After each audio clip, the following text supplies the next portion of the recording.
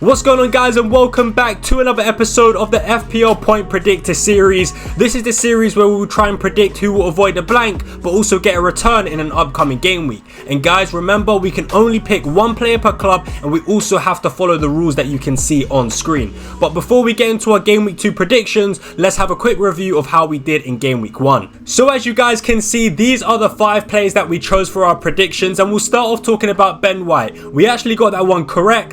He managed to get 6 points in game week 1, and Arsenal did get the clean sheet against Wolves at home. I kind of did expect it because we know how good Arsenal are defensively, so pretty pleased we got that one correct. But we'll move on now, and on the other hand, we have Marcus Rashford, and we got that one horribly wrong.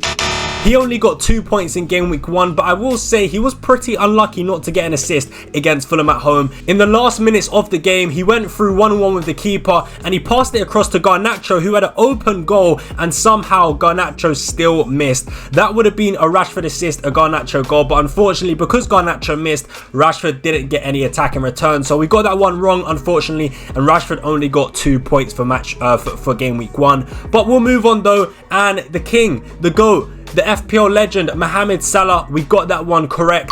He managed to get a huge 14-point haul, 1 goal, 1 assist against Ipswich away in game week 1. I mean, Salah's just doing what he does best, man, scoring goals and getting assists, so happy to get that one right as well. And then we have Chris Wood, and we actually managed to get that one correct. He managed to get 9 points in game week 1 against Bournemouth at home. He actually scored with his only shot on goal, so yeah, that is pretty nice to get that one correct as well. And then to finish it off, we have Alexander Isak, which we got correct as well.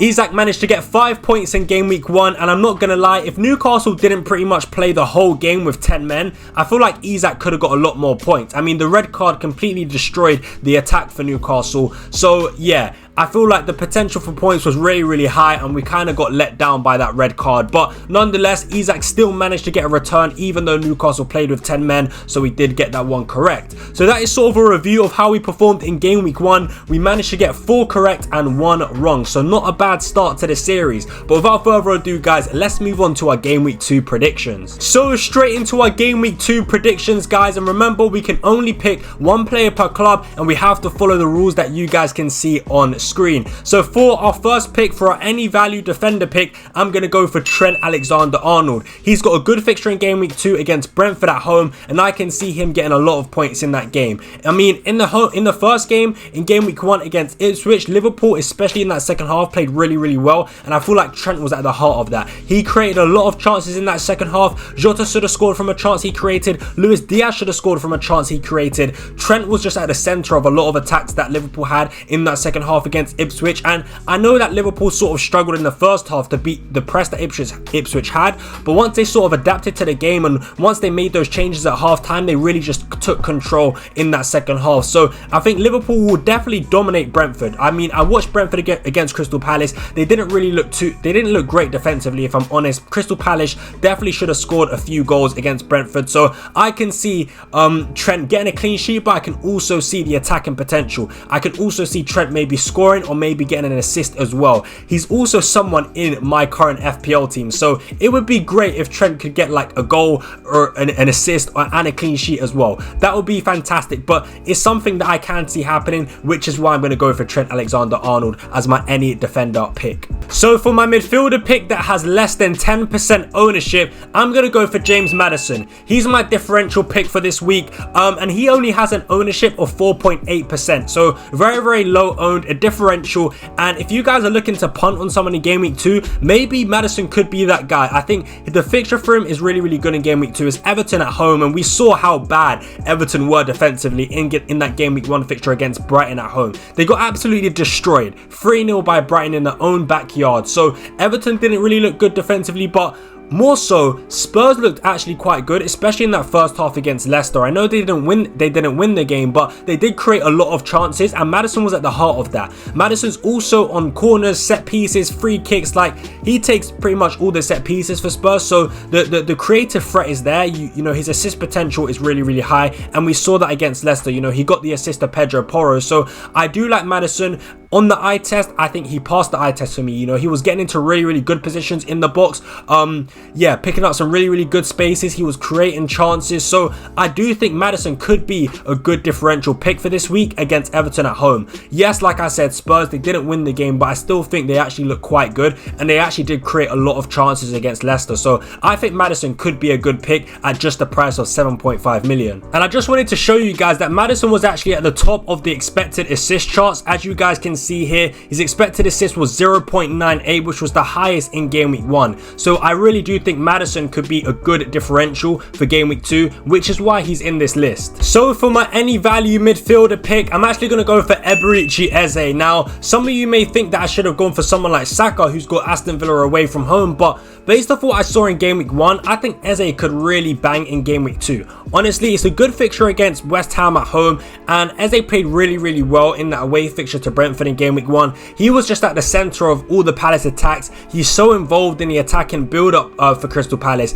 He's on the set pieces, he gets 90 minutes, he's on penalties. I think Eze long-term is also a good pick, but also specifically for game week 2, I think Eze is a really good pick. And I watched West Ham against Aston Villa. I really am a big fan of the eye test. I just love to watch the games and watch football in general, and I watched West Ham versus Aston Villa, and they didn't look good at all. They actually gave up a lot of chances for Aston Villa. So yeah, I think Crystal Palace could win that game. I think they will win that game, and I can see Eze getting on the score sheet, maybe getting an assist as well. I think the likes of Mateta should be starting again. I know he only played one half against Brentford, but maybe he gets even more minutes. Maybe he gets 60 minutes in game week 2. So if Mateta's on the pitch, that also helps Eze, because Mateta is just on fire under Oliver Glasner. He's just become a different beast, a different man. So yeah, I think Eze will link up well with the likes of Mateta, and that will increase Eze's chances of scoring FPL points, man. So yeah, I really do like Eze as an option. And to be honest, in game week 1, he should have had a goal. He scored a free kick that was wrongfully disallowed. The referee even admitted that.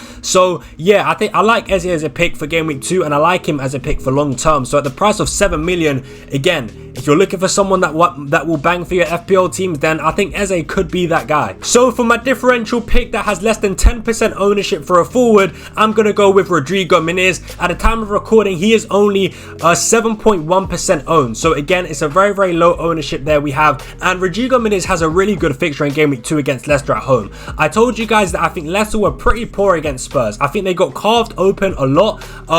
Yeah, they got carved open a lot, and Spurs did create a lot of chances against Leicester. They really should have scored more goals than they did in that game.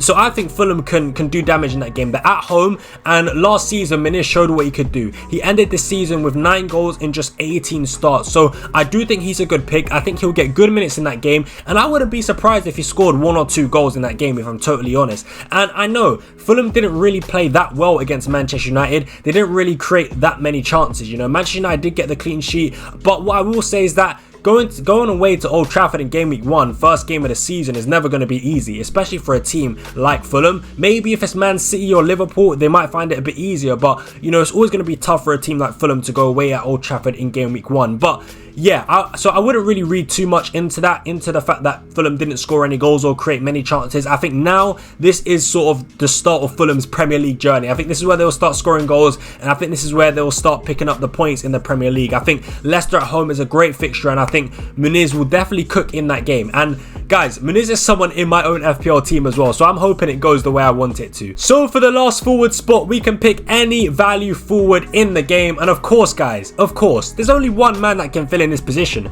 It's Erling Haaland. He's got a great game week 2 fixture against Ipswich at home, and I just think Man City are going to win that game 4-5-6-0. I wouldn't be surprised if they do. I wouldn't be surprised if someone like Erling Haaland gets a hat-trick in that game. I mean, we saw what Mohamed Salah did in that game. 1 goal, 1 assist. Liverpool created chance after chance after chance, especially in that second half, but I think Man City are just going to dominate the ball. They're going to dominate possession. They're going to create so many chances, and Erling Haaland is just going to score goals. This guy's an absolute goal machine, and we all know that. He's probably going to be captained by a lot of his owners in FPL as well, so maybe even triple captained by a few as well. So yeah, I think Erling Haaland will score big, and I'm predicting him to score, you know what, I'm going to say it, Erling Haaland's going to score a hat-trick, all right? I put it out there. Erling Haaland is going to score a hat-trick. He's going to be my captain for Game Week 2 as well. He's in my own FPL team. If you haven't seen my FPL team selection, then check it out. Link will be down below in the description. But yeah, guys, Erling Haaland against Ipswich at home. There's no better fixture. But let me know down below, guys, if you've got Erling Haaland in your FPL team, will you be using your triple captain chip in Game Week 2 for Erling Haaland? Let me know. But guys, that is going to be it for Game Week 2, the point predictor. Hope you guys did enjoy the video. If you are enjoying this series so far, then please let me know down below in the comments. And if there are any sort of improvements I can make, any adjustments, then please do comment your suggestions down below in the comments. But guys, I hope you did enjoy the video. Smash a thumbs up if you did. Subscribe to the channel if you haven't already. And guys, I will catch you in the next video. But until then, I'm out. Peace.